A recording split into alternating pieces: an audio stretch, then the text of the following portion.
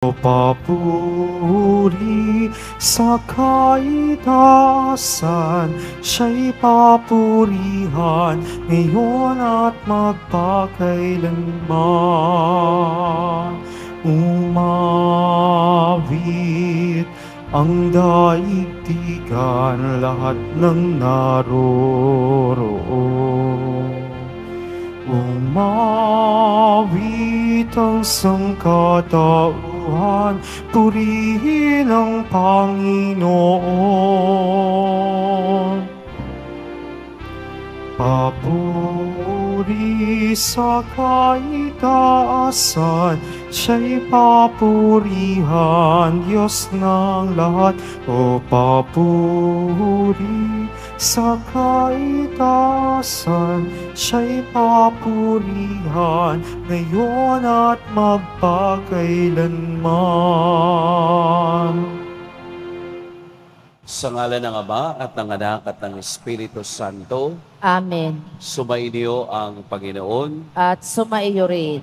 Mga kapatid, tinipon tayo bilang kaanib ng angkan ng Diyos, kaya dumulog tayo sa mawaing Panginoong nagpapatawad ng lubos. Sinugong tagapagpagaling sa mga nagsisisi, Panginoon, kaawaan mo kami. Panginoon, kaawaan mo kami. Dumating na tagapag-anyayang mga makasalanan ay magsisi, Kristo, kaawaan mo kami. Kristo, kaawaan mo kami. Nakaluklok ka sa kanan ng Diyos Ama para ipamagitan kami.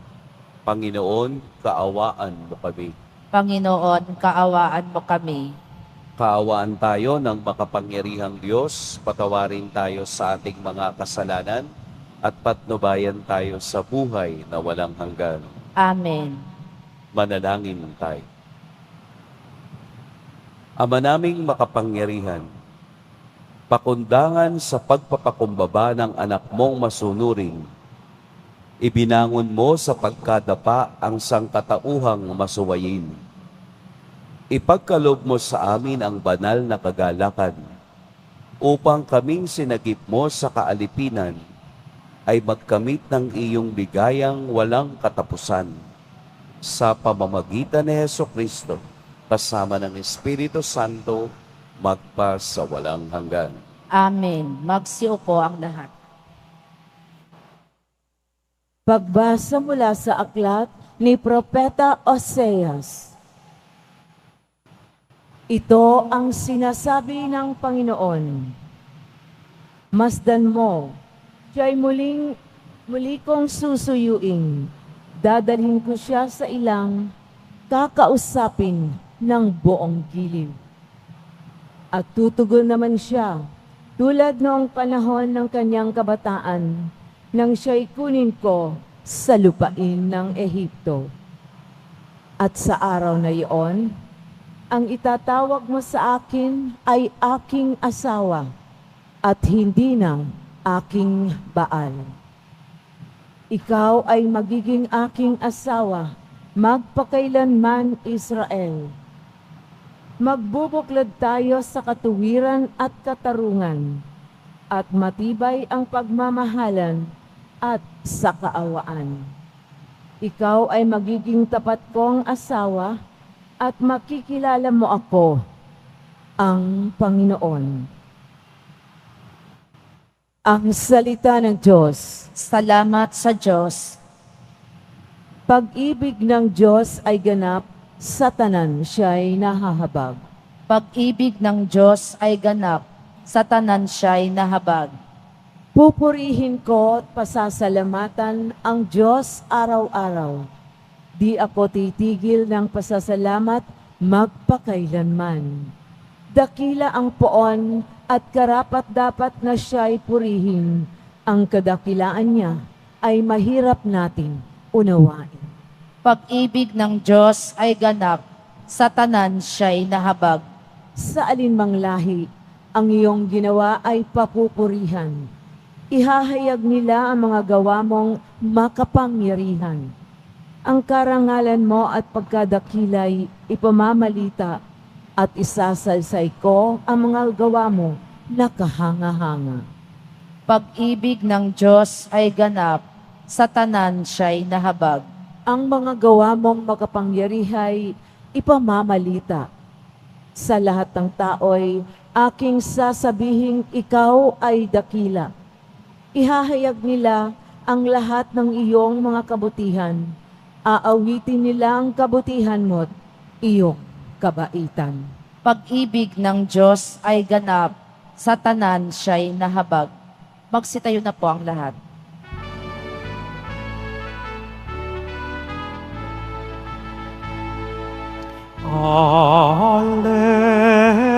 Alleluia, Alleluia, Alleluia, Alleluia.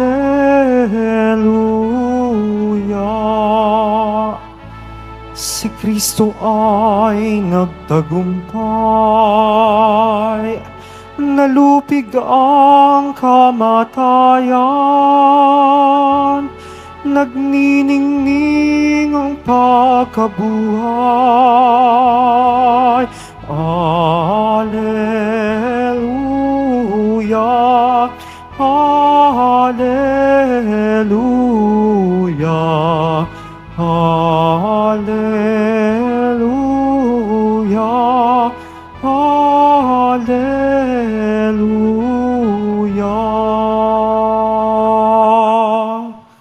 Sumainyo ang Panginoon. At sumaiyo rin. Ang mabuting balita ng Panginoon ayon kay San Mateo. Papuri sa iyo, Panginoon. Noong panahong iyon, samantalang nagsasalita si Jesus, may dumating na isang pinuno ng mga Hudyo. Lumuhod ito sa harapan niya at ang sabi, "Kamamatay lang po ng aking anak na babae. Ngunit sumama lamang kayo sa akin at ipatong ang inyong kamay sa kanya, ay mabubuhay siya." Tumindig si Jesus at sumama sa kanya, gayon din ang kaniyang mga alagad. Sumunod din ang isang babaeng may 12 taon nang dinudugo. Lumapit ito sa likuran ni Jesus at hinipo ang laylayan ng kaniyang damit, sapagkat sinabi niya sa sarili, "Mahipo ko lang ang kanyang damit ay gagaling na ako." Bumalik si Jesus at pagkakita sa kanya ay sinabi, "Anak, lakasan mo ang iyong loob. Pinagaling ka ng iyong pananalig." Noon di gumaling ang babae. Nang dumating si Jesus sa bahay ng pinuno, nakita niya ang mga manunugtog ng plauta at ang maraming taong nagkakaingay. Sinabi niya, "Magsilabas kayo, hindi patay ang bata, natutulog lang." At siya'y pinagtawanan nila. Ngunit nang mapalabas na ang mga tao, pumasok siya. Hinawakan sa kamay ang bata at ito'y nagbangon. At ang balita tungkol sa pangyayaring ito ay kumalat sa buong lupain yaon. Mga kapatid, ang mabuting balita ng Panginoon. Pinupuri ka namin, Panginoong Heso Kristo. Magsiupo ang lahat. Magandang umaga po sa lahat. Pag-usapan natin ang Ebanghelyo ngayong araw. Ngayong umaga, napakaganda ng bungad ng Ebanghelyo sa atin. Ang Ebanghelyo ay nagsasalita na si Jesus sa kaniyang paglalakad at sa kaniyang pagbibigay, hugis sa pag-ibig at awa ng Diyos, siya ay nagpagaling. Not once, but twice. Nagpagaling si Jesus ng 2 beses sa pagkakataong ito.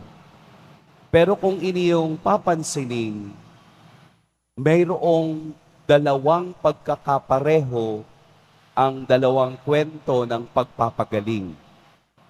Ang babaeng dinurugo ng 12 taon at ang batang kaniyang binuhay ay 12 taon. Kapareho, pero magkaiba ng sitwasyon. At ang isa pang ating matatandaan ay ang pagtawag niya ng anak. Sa Ingles ay daughter. Daughter, your faith has healed you. Anak, ang pananampalataya mo ang nagpagaling sa iyo. Doon din sa batang kaniyang binuhay ay tinawag din niyang anak. Ano ba ang nasa likod ng dalawang simbolikong salitang ito? Unang-una, ang daughter o anak ay sumisimbolo sa mga Israelita na nawalay sa kanya. Israelita na naniniwala sa Diyos pero matitigas ang puso. Ang 12 years ay simbolo ng bayan o 12, katulad ng mga alagad. 12 na nag-umpisa ng bagong bayan na nakatatag at nakatayo sa pundasyon ng Bato de Pedro. Nangangahulugan na ang pagpapagaling ni Jesus ay hindi lamang pagpapagaling ng physical, kung hindi ito ay restoration ng bagong bayan na tayong lahat ay kabilang dito. Either or, tayo man ay lumapit kay Jesus katulad ng babaeng dinurugo ng 12 taon, tayo man ay lumapit sa Kanya o siya man ang lumapit sa 12 taong gulang na Kaniyang binuhay, either or, lalapit tayo o lalapit si Jesus sa atin, mayroong pagpapagaling. Ito ang tugon ng Diyos sa mga taong may tunay na pananampalataya. Dahil ang pananampalataya ay nakaugat sa grasya o biyaya ng Diyos. Dahil grace ay libreng ibinibigay ng Diyos sa mga taong nangangailangan at humihingi nito ng may kababaang loob. Bakit po may kababaang loob? Dahil ang babaeng dinurugo ng 12 taon ay may pagpapakumbabang lumapit kay Jesus na hindi nalalaman ng iba. Bakit po? Dahil ang babaeng dinurugo ng 12 taon ay kino-consider na ritually unclean, madumi, dahil siya ay may sakit. Sa batas ni Moses, sa batas ng mga Hudyo, ang taong may sakit ay ibinibilang sa mga taong marurumi, lalo na siya na 12 taon ng dinurugo. Lahat ng kaniyang hawakan, lahat ng associated sa kanya ay nagiging marumi. Kaya siya'y natakot nung hinawakan niya si Jesus dun sa laylayan ng kaniyang David. Nandoon ang kaniyang takot. Bakit? Dahil kung hahawakan ko si Jesus, siya rin ay magiging marumi dahil nahawakan ko na galing sa akin. Pero hindi iyon ang naging tugon ni Jesus. Ang sinabi niya, anak, lakasan mo ang iyong loob. Pinagaling ka ng iyong pananalig. Napakagandang karanasan. Napakalalim na ugnayan ng pananampalatayang meron ang babaeng ito na kahit laylayan lamang ng damit ni Jesus ay gagaling na siya. Doon nakaugat ang kaniyang pananalig sa paggaling. Nandoon yung biyaya na mabuksan ng kaniyang isip na ang taong itong sinusundan ko, kahit na ako'y marumi sa tingin ng iba, hindi ako itinakwil. Kahit na siya'y nahawakan ko at narumihan ng aking pagiging marumi. Subalit, ang grasya ng Diyos ay umaapaw at hindi makarurumi sa anumang kasalanan tayo ang may gawa. Kaya tayo'y lumalapit kay Jesus, sa ating Poong Jesus Nazareno, dahil mayroon tayong kanya-kanyang concern, mayroon tayong gustong sabihin sa Kanya, mayroon tayong gustong hingin sa Kanya. Sana yung lahat ng hinihinging ito, sana lahat ng gusto nating mangyaring ito ay nakasalalay sa malalim na pananampalataya at ugnayan sa Kanya. Malalim ang 12 taong hinintay ng babaeng ito para lamang gumaling. At sa kaniyang pagtsatsaga nang magkaroon ng pagkakataong makalapit kay Jesus, dumating ang biyaya. Ang anak na babae ni Jairus o ni Jairo ay muling binuhay ni Jesus dahil sa pakiusap ng opisyal na ito ng sinagoga. Yun bang hindi niya isinaalang-alang ang kaniyang posisyon, bagkus nagpakumbaba sa harapan ni Jesus kahit na siya'y laitin ng mga eskriba at pariseo. Nakita niyo ang paghahalin tulad? Isang babaeng nahihiya pero hindi nagpapigil sa gusto niyang himala. At isang taong nasa posisyon pero nagpakumbaba at naniwala sa kapangyarihan ng taong ito. At ito ang nangyari. Binuhay ang kaniyang anak at ibinigay ang kaniyang hinihingi kay Jesus. Huwag po natin titingnan ang ating antas sa buhay. Ang Diyos ay nagpapala ng pantay-pantay. Ang Diyos ay nagpapagaling sa mga taong nagpapakumbaba at humihingi ng Kanyang awa. Kaya po sa ating pananalangin, hindi lamang natin nahahawakan si Jesus katulad ng babaeng ito, kung hindi siya'y ating tinatanggap sa banal na Eukaristiya, ang pinakamataas na paraan ng pagpapagaling ng Diyos.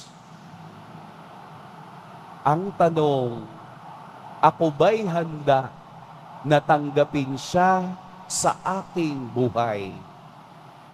Malinis na ba ang aking kaluluwa o pagkatao upang matanggap ko ang kaniyang pagpapagaling at manatili ang kaniyang biyaya sa akin? Ang ebanghelyo po ay paghahanda sa pagtanggap ng kagalingan galing sa Diyos. Mangumpisal po tayo para po tayo'y maging handa palagi sa pagtanggap ng kaniyang banal na katawan upang makita ni Jesus na malinis ang ating puso sa pagyakap sa Kanya. Huwag po nating hayaan na tayo'y makarating sa edad na ngayon, pero hindi pa man lang tayo nakapangungumpisal sa ating buhay. Hindi po natin alam kung anong mangyayari mamaya. Hindi rin natin alam kung ang mangyayari bukas. Ang mahalaga, kunin natin ang pagkakataong si Jesus ay dumaraan sa ating harapan. Kunin natin ang pagkakataong mayroon pa tayong oras at lakas upang siya ay tanggapin sa banal na Eucharistia. Ibinibigay ng simbahan ang banal na sakramento ng pangungumpisal upang maitawid ang relasyon ng tao at ng Diyos patungo sa kaniyang kaharian. Sayang po ang pagkakataon. Sayang ang pagkakataong ibinibigay ni Jesus upang tayo'y mapagaling sa ating sakit. Pagpalain tayo ng poong may kapal. Magsitayo na po ang lahat.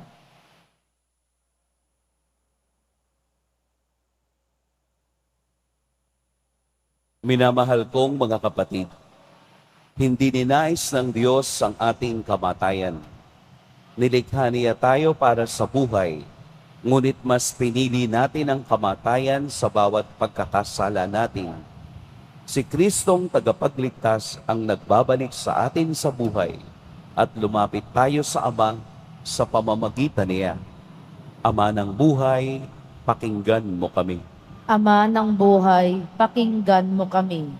Ang simbahan naway maging tanda ng gawaing mapagpagaling ni Kristo sa pamamagitan ng pagmamalasakit sa mga may karamdaman sa katawan, isip at diwa. Manalangin tayo. Ama ng buhay, pakinggan mo kami. Ang mga doktor at mga nurse at yaong mga nag-aalaga ng mga may sakit, naway magpakita ng habag at kahinahunan ni Kristo sa pag-aaruga sa mga maliliit nating mga kapatid. Manalangin tayo.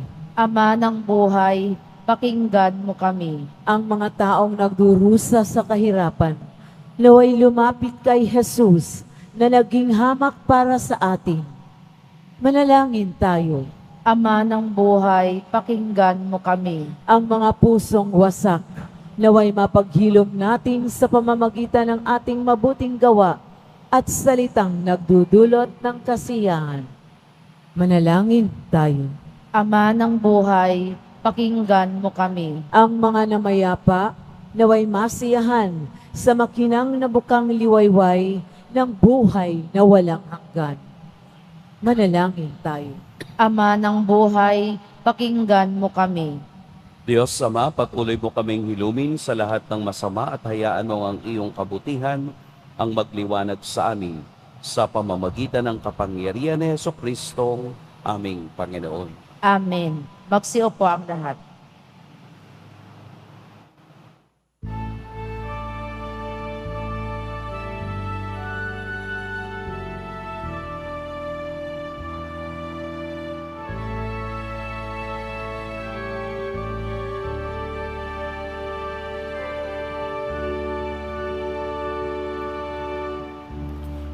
Aming alay sa'yo, Panginoon.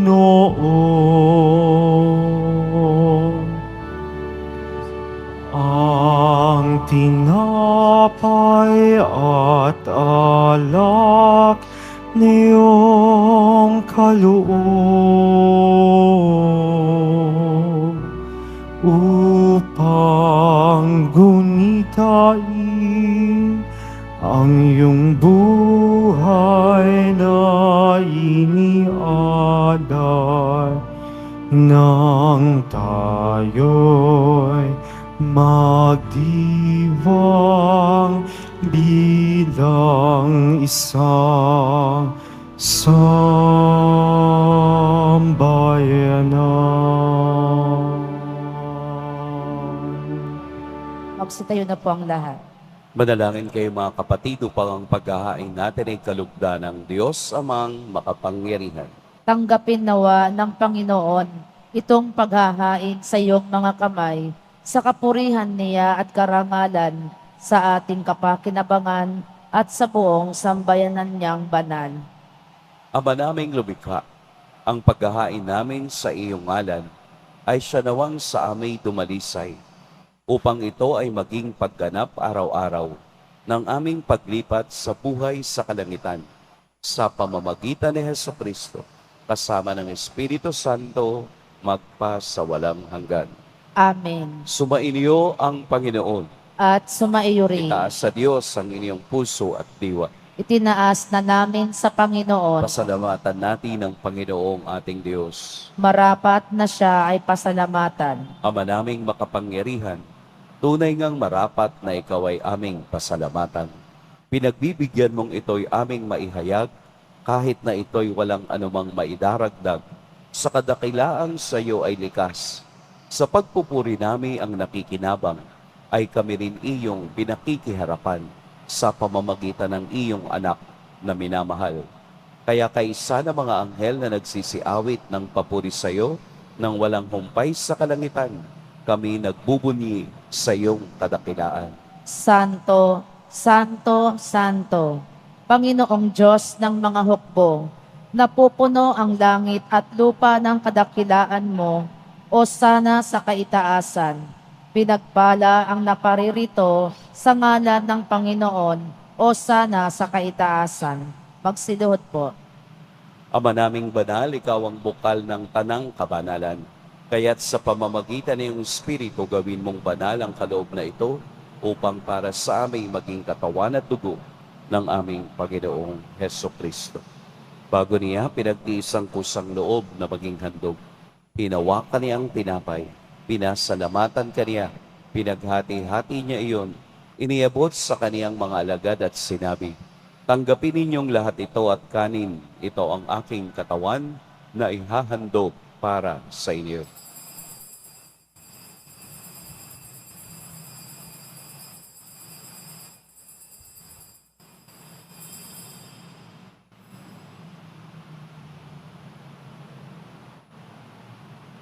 Gayun din naman, nung matapos ang hapunan, hinawakan niya ang kalis, muli kaniyang pinasalamatan, inabot niya ang kalis sa kaniyang mga alagad at sinabi, "Tanggapin ninyong lahat ito at inumin, ito ang kalis ng aking dugo, ng bago at walang hanggang tipan, ang aking dugo na ibubuhos para sa inyo at para sa lahat, sa ikapagpapatawad ng mga kasalanan. Gawin ninyo ito sa pag-alala sa akin."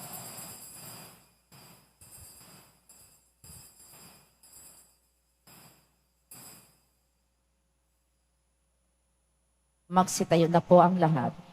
Ipagbuni natin ang misteryo ng pananampalataya. Si Kristo'y namatay, si Kristo'y nabuhay, si Kristo'y babalik sa wakas ng panahon.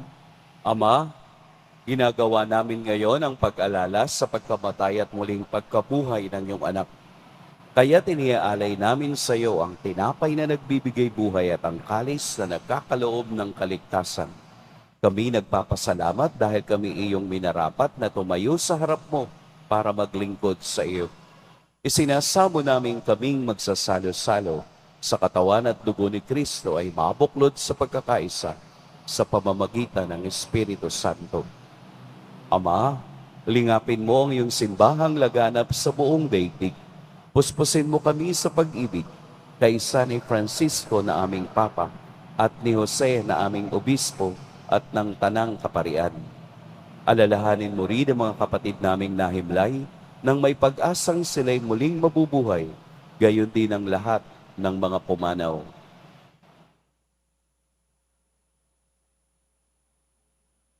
Kaawaan mo sila at patuloyin sa iyong kaliwanagan.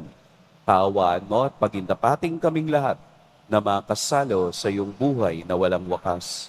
Kaisa ng mahal na Birheng Maria na ina ng Diyos, ng kabiyak ng puso niyang si San Jose, kaisa ng mga apostol ni San Juan Bautista, at ng lahat ng mga banal na namuhay dito sa daigdig ng kalugod-lugod sa iyo, maipagdiwang nawa namin ang pagpupuri sa ikararangal mo sa pamamagitan ng iyong anak na aming Panginoong Hesukristo.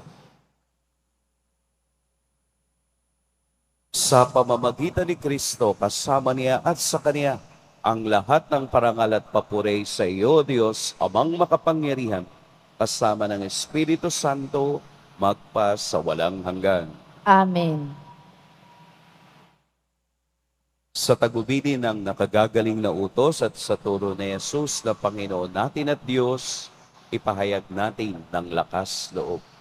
Ama namin, sumasalangit ka, sambahin ang ngalan mo, mapasa amin ang kaharian mo, sundin ang loob mo dito sa lupa para nang sa langit.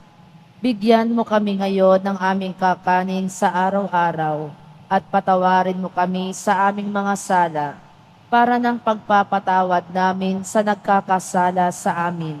At huwag mo kaming ipahintulot sa tukso, at iadya mo kami sa lahat ng masama. Hinihiling namin kami iadya sa lahat ng masama. Pagkalooban ng kapayapaan araw-araw, iligtas sa kasalanan at ilayo sa lahat ng kapahamakan. Samantalang aming pinananabikan ang dakilang araw ng pagpapahayag ng tagapagligtas naming si Heso Kristo. Sapagkat iyo ang kaharian, at ang kapangyarihan, at ang kapurihan, magpakailanman. Amen. Panginoong Heso Kristo, sinabi mo sa iyong mga apostol, kapayapaan ang iniiwan ko sa inyo, ang aking kapayapaan ang ibinibigay ko sa inyo. Tunghayan mo ang aming pananampalataya at huwag ang aming pagkakasala. Pagkalooban mo kami ng kapayapaan at pagkakaisa ayon sa iyong kalooban, kasama ng Espiritu Santo, magpa sa walang hanggan. Amen. Ang kapayapaan ng Panginoon naway laging sumainiyong lahat. At sumaiyo rin. Magbigayan kayo ng kapayapaan sa isa't isa.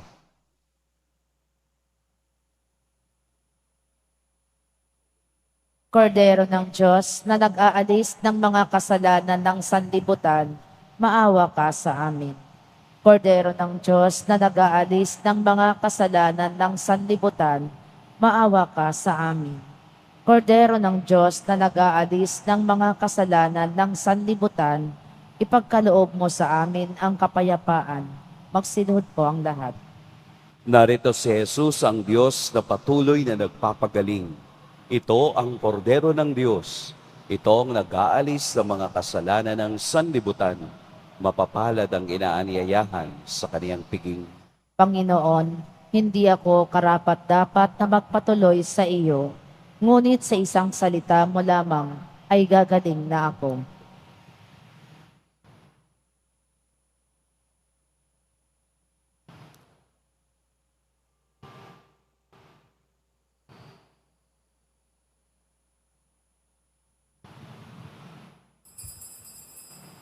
Para sa lahat ng tatanggap ng banal na komunyon, sasagot po tayo ng amin. Pagkasabi ng pari o ng lay minister ng katawan ni Kristo, at isubo agad sa bibig bago umalis sa harapan ng pari o lay minister. Sumunod po tayo.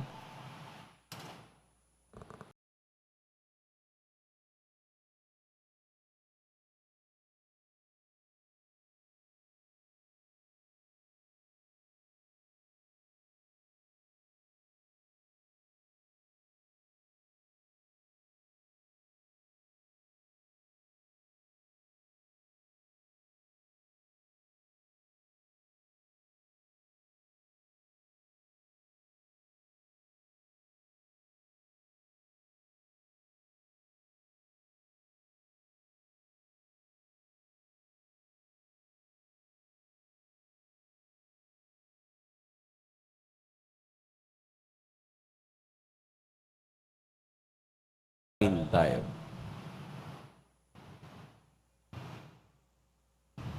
Ama naming mapagmahal, kaming iyong pinapakinabang ay loobin mong laging lumingon sa pinanggalingan ng tinanggap namin ngayon para pagsaluban. Sa pamamagitan ni Heso Kristo, kasama ng Espiritu Santo, magpa sa walang hanggan. Amen. Sumainyo ang Panginoon. At sumaiyo rin. Yumuko kayo para sa pagbabasbas. Mahal na poong Jesus Nazareno, inihayag mo sa pamamagitan ng krus ang walang maliw na pag-ibig ng Diyos sa sangkatauhan. Pakinggan mo po ang aming kahilingan na nagsusumamo sa iyo. Makamtan nawa nila ang iyong katugunan at tanggapin ang kasagutan na may utang na loob na tinatanaw. Basbasan din po ninyo ang mga daladala nilang mga imahen at dasalan. Sa pamamagitan ng bendisyon na ito, naway maalala nila ang mga pangako nila noon sa biniyag, na ikaw ang kanilang iibigin at paglilingkuran bilang Panginoon, magpa sa walang hanggan. Amen. At pagpalain kayo ng makapangyarihan at mapagmahal na Diyos, ang Ama at Anak at Espiritu Santo. Amen. Tapos na ang ating pagdiriwang, humayo kayong taglayang kagalingan ng ating Poong Jesus Nazareno. Salamat sa Diyos.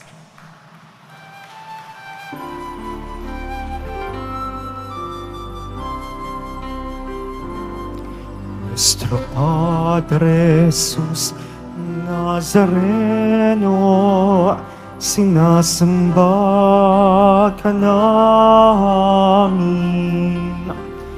Pinipintuho ka namin. Aral mo ang aming buhay at kaligtasan. Nuestro Padre Jesus Nazareno, iligtas mo kami sa kasalanan.